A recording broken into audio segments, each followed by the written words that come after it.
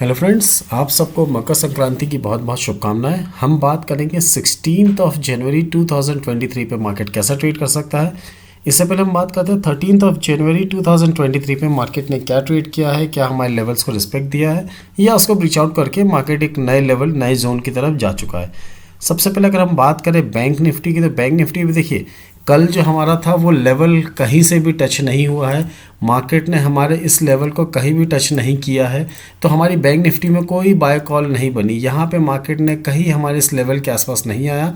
हाँ, आप देखेंगे जब मार्केट की क्लोजिंग आती गई तो यहाँ से इसने एक प्राइस एक्शन मूवमेंट दिया, बट मार्केट की क्लोजिंग आते आते उसने एक छोटा सा सेल ऑफ दिया, यानी प्रॉफिट बुकिंग हुई है।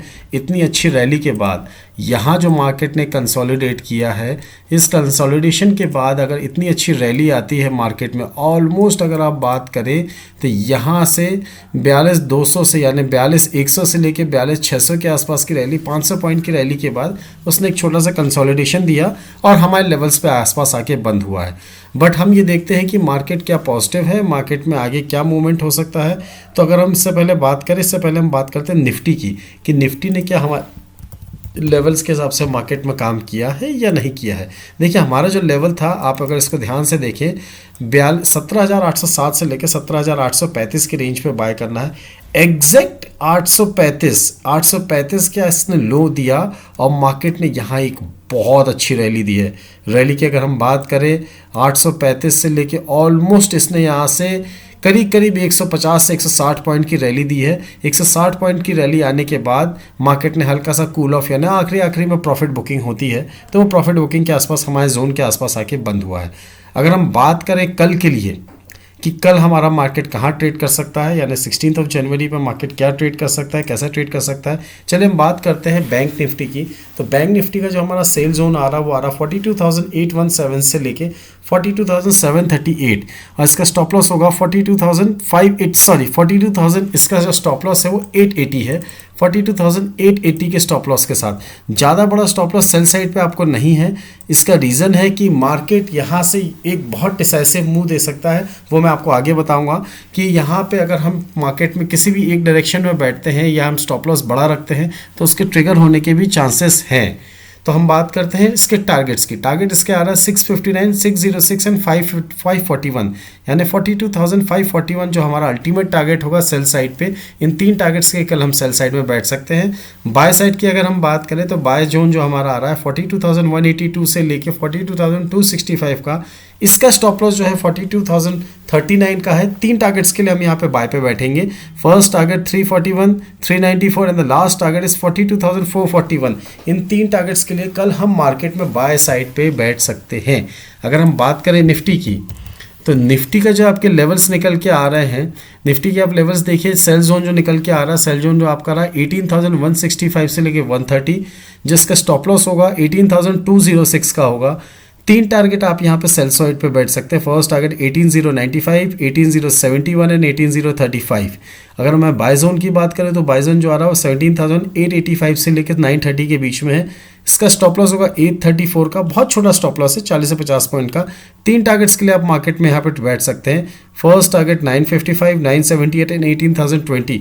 इन तीन टारगेट्स के लिए कल हम मार्केट में बाय की साइड में बैठ सकते हैं। चलिए मैं आपको एक छोटा सा ब्रॉडर व्यू एनालिसिस देख के बताते हैं कि मार्केट कैसा क्या मूवमेंट कर सकता है। इसके लिए हमें 30 मिनट्स का एक हम चार्ट देखते हैं। चलिए थोड़ा सा और बड़ा चार्ट देखते हैं, हम 45 मिनट्स का चार्ट देखते हैं। अगर हम 45 मिनट्स का चार्ट देखते हैं तो आपको एक चीज़ ध्यान देनी है कि हम थोड़ा सा लॉन्ग व्यू की तरफ मार्केट में देख रहे हैं, शॉर्ट व्यू नहीं देख रहे हैं। तो अगर मैं आपको बताऊं, यहाँ पे मार्केट एक पैटर्न के रूप में काम कर रहा है। यहाँ पे अगर हो सकता है मार्केट ने ये एक आपका पैटर्न, अगर मैं आप देखो तो ये आपका डब्ल्यू पैटर्न के हिसाब से ये काम कर रहा है।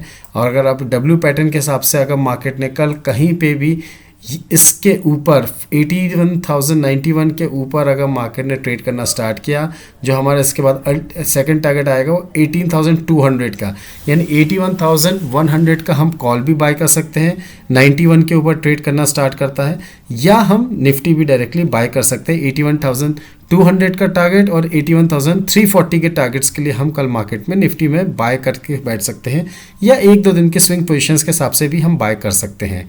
अगर आप बात करें मार्केट यहाँ से सपोज से फॉर एग्जांपल नीचे आ जाता है, अगर हम इसको आर्ली या डेली चार्ट पे देखते हैं और मार्केट यहाँ से नीचे आ जाता है तो कहाँ तक नीचे आएगा और हम मार्केट में क्या ट्रेड ले सकते हैं। देखिए डेली चार्ट पे मार्केट एक डिसाइसिव मूव पे है। अगर आप देखें तो ये यहाँ पे या तो ये एन पैटर्न बन रहा है यहाँ पे, या तो ये एन पैटर्न बन रहा है, एल्स ये यहाँ से फिर से ये डब्ल्यू पैटर्न बना के मार्केट में फिर से एक रैली दे सकता है। अभी जिस जोन पे बैठा हुआ है इस जोन पे हम इसको बोलते हैं डिसाइसिव मार्केट। कहीं पे भी हमें कोई लेवल नहीं दे रहा है।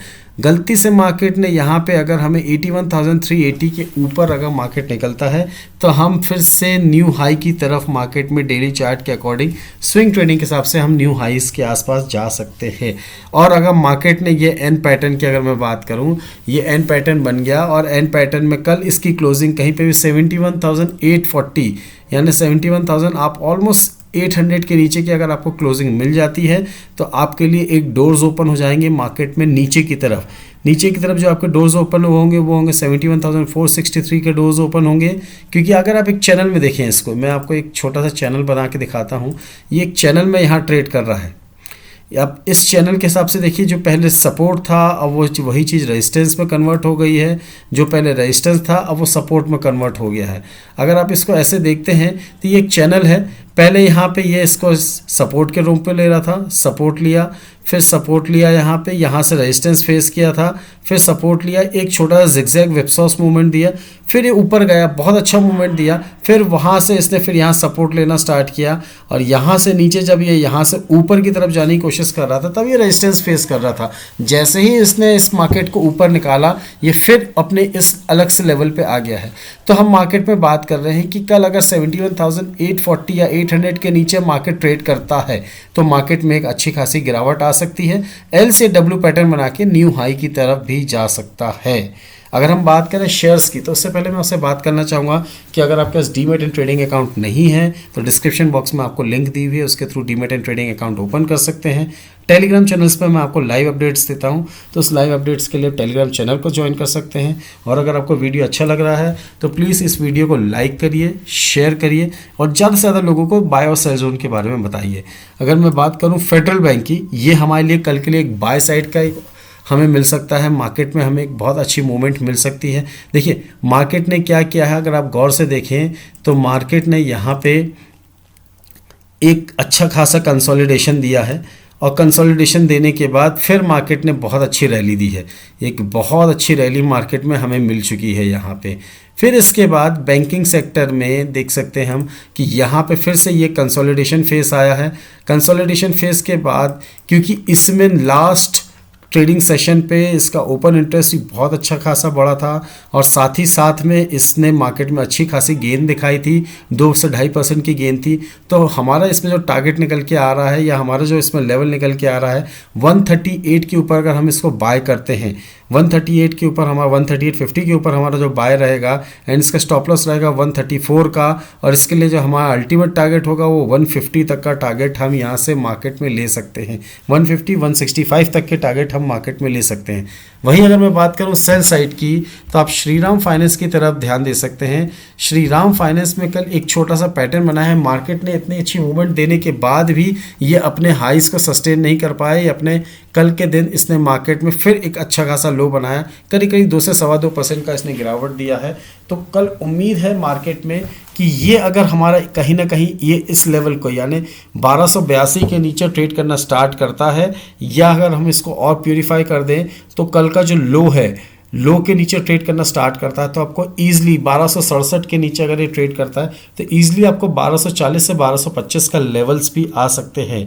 अब ये लेवल्स कहाँ से आ रहे हैं, आप अगर इसमें फिबोनाची लगाते हैं फ्रॉम टॉप टू बॉटम तो जैसे ही इसने 512 का ले अपने 0.50% का लेवल तोड़ेगा, ये ऑलमोस्ट 1267 रुपये के आसपास का, तो अगला जो लेवल आएगा इसका आएगा 1230 का एक लेवल आएगा, 1205 का लेवल आएगा।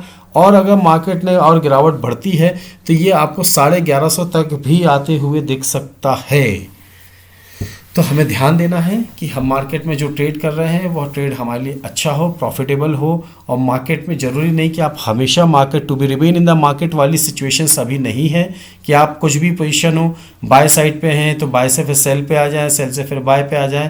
इसके लिए to be remain in the market की मार्केट सिनेरियो अलग होते हैं। अभी मार्केट का सिनेरियो ये है कि आप अपनी इंट्राडे पोजीशंस को कैरी ना करें, मार्केट में जितना ज़्यादा से ज़्यादा हो सके इंट्राडे काम करें, और प्रॉफिट मिले तो प्रॉफिट को बुक करते चले, प्रॉफिट के पीछे भागे नहीं कि हमें और प्रॉफिट हो जाएगा और प्रॉफिट हो जाएगा।